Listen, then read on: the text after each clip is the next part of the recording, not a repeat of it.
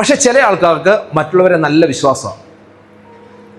ഈ വിശ്വാസം എന്ന് പറയുന്നത് അയാള് നല്ല മനുഷ്യനാണ് എന്നുള്ളൊരു വിശ്വാസമാണ്. നമ്മുടെ ഒരു വിശ്വാസം അയാൾ നല്ല മനുഷ്യനാണെന്നുള്ളൊരു വിശ്വാസമാണ്. ഇനി ഈ നല്ല മനുഷ്യനാണെന്ന് വിശ്വസിക്കുന്ന സമയത്ത് നമ്മൾ നോക്കിയും കണ്ട് വേണം കാര്യങ്ങൾ ചെയ്യാനേ. എല്ലാ മനുഷ്യന്മാരും ഒരുപോലെ ആയിരിക്കുമോ? ഇല്ല. ചിലപ്പോൾ നമുക്കിട്ട് പണി തരാൻ സാധ്യതയുള്ള ആൾക്കാരുണ്ട്. അപ്പൊ അതിലൊരു കോമൺ സെൻസ് നമുക്ക് ആവശ്യമാണ്.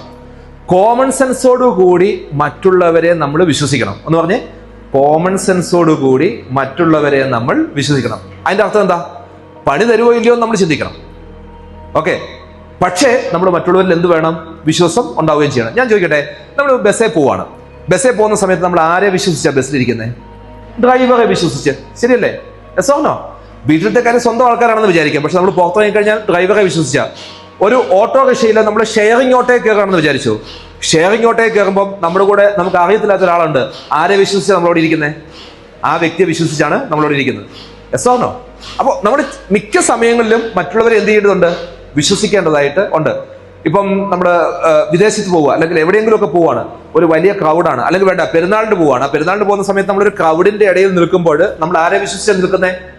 ആ ക്രൗഡിനെ വിശ്വസിച്ചാണ് നിൽക്കുന്നത്. പക്ഷെ കണ്ടീഷൻ ഇതാണ്, ആ ക്രൗഡിൽ നിന്ന് നമ്മളെ തോണ്ടാനും പിടിക്കാനും നമ്മളെ ഉപദ്രവിക്കാനും ആരും വരുന്നില്ല എന്ന് മനസ്സിലാക്കാനുള്ള ഒരു കോമൺ സെൻസ് ആർക്കുണ്ടായിരിക്കണം?